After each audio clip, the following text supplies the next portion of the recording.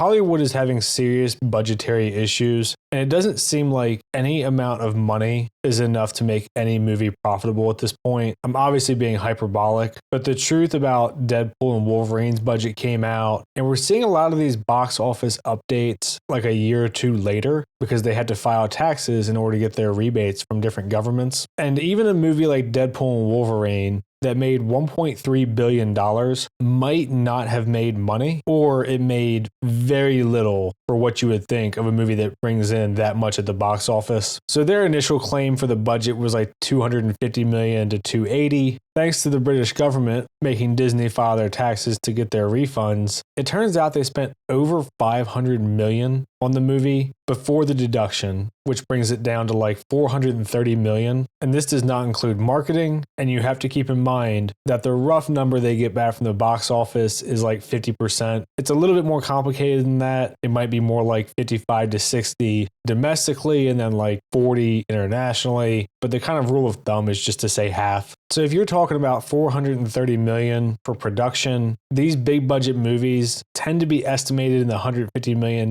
mark. I think Deadpool and Wolverine was probably closer to 200. The marketing for that movie was relentless. But let's just be conservative and go with 100 million. You're still looking at $530 million in total. Half of your 1.34 billion is about 670 million. So this would put them in a nice 150 million in profit. If you're less charitable and that marketing campaign was 150 or 200 million, it might have actually not made money at the box office, which is hilarious. And you'll see defenses like, oh, there's merchandising and DVDs and blah, blah, blah. It's really hard to get into all the exact numbers for that. But all that physical media used to be huge on the back end for these studios. Movies like The Matrix made way more after they came out. All kinds of stuff you saw this happen with back in the day. I can't imagine how much they're getting now from any of those sales, except for really hardcore film people. I don't know anyone who actually buys physical media now, though they do get some kind of sale from streaming. But something that I want to mention about the merchandise is the average cost of tickets has gone substantially up in the last 15, 20 years, which means that less people were seeing the movie. And presumably that would mean there's less merchandise sales as well. So I think there's a ripple effect that they're trying to cover up because, shocker, I don't believe Hollywood to be honest at all. But the other problem Hollywood is having is that their streaming shows are also insanely expensive. Andor came out that the price actually went further up. So it's close to $700 million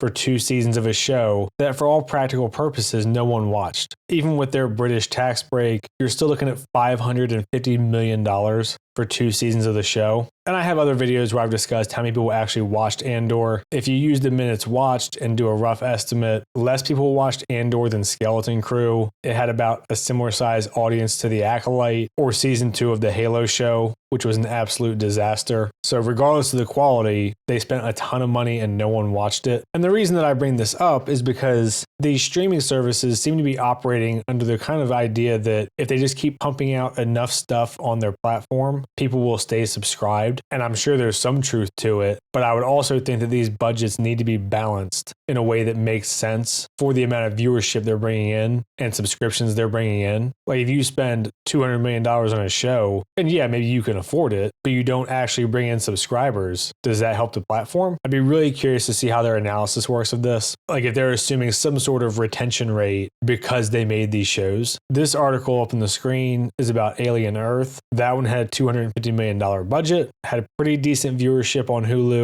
for the first couple episodes, but by the end of the season, the ratings had fallen off a cliff. Doesn't really seem like anyone watched it, and they renewed it for a season 2, which will presumably be as expensive, if not more, than season 1. And the reason that I bring all this up is because their budgets are just so out of control. I don't really understand how they can continue operating the way that they are without either making way less media in general or actually finding a way to rein budgets in. We saw this with Doctor Strange Multiverse of Madness, which is almost guaranteed to have lost money between the production and marketing costs. Stranger Things is apparently reporting a $500 million budget for season 5. And this will be, I'm guessing, one of the most watched things on streaming ever. No clue how that translates into financial success for these companies beyond their stock value, but it just doesn't seem sustainable to me. And this isn't just limited to Disney and sci-fi and these massive budget movies. Sydney Sweeney and Glenn Powell were in a rom-com for $25 million called Anyone But You, brought in over $200 million at the box office. Pretty good.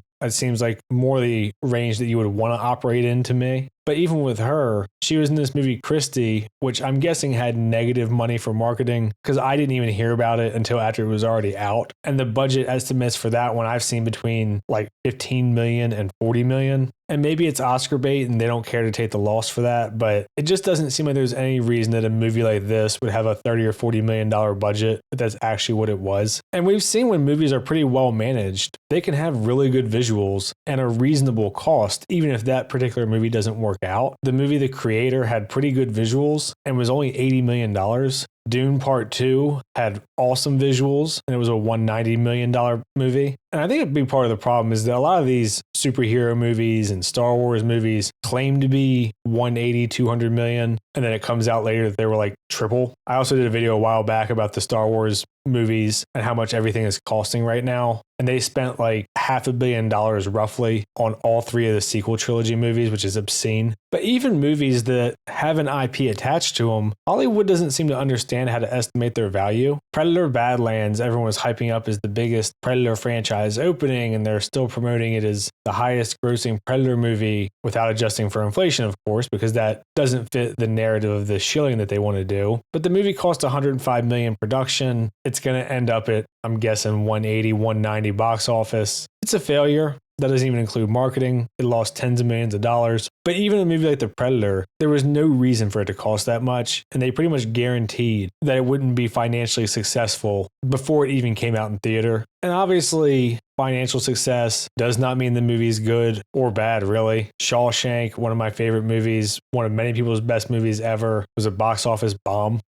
Movies like Godzilla Minus One, which has a giant monster in it, cost less than $15 million. And maybe you can say they're exploiting their workers or the CGI people or whatever the case may be. I'm sure there's a healthy in-between where the employees can be treated fairly and they can do something about whatever the bloat is and all the production costs. I mean, this is a problem on streaming services, in big budget movies, in small budget movies, in animated movies. They've had these multi-$100 million bombs. And I really just wanted to talk about it because I don't have any clue of how they're going to keep operating this way. And I find it fascinating that other countries seem to be able to make reasonably affordable media. But it's also concerning to me because you sort of have to wonder how much longer big budget movies are going to continue to get made. The first season of Halo had a $100 million budget. I thought that was plenty of money. And we ended up with a couple crappy fights and a shitload of CGI. Season 2, they gave up on the armor completely, I guess, because they couldn't afford it. We're seeing things that might get made like Mass Effect and Gears of War, obviously the superhero movie genre and sci-fi in general. It just feels like we're heading for more and more sequels and prequels and interquels and quote unquote safe choices because they can't control the budgets at all. And it isn't even genre limited. It just makes me wonder if Hollywood's going to collapse completely, honestly. And we're going to end up in a situation where we're just stuck with YouTube and Twitch and live sports, soap operas, and just nothing to watch, or very, very few movies coming out at all. And they just want to get safer and safer with remakes and that whole deal. I'll leave it here for this one. I just want to talk about this because it's crazy to me the amount of mismanagement going on in Hollywood. And it doesn't seem like any amount of money being pumped in can save it without managing budgets and better writing. And I'm not optimistic about seeing either one of those things soon. So if you're into the box office stuff, let me know what you think. Try to respond to comments that aren't just insults. Like and subscribe and all that shit. Thanks. See ya.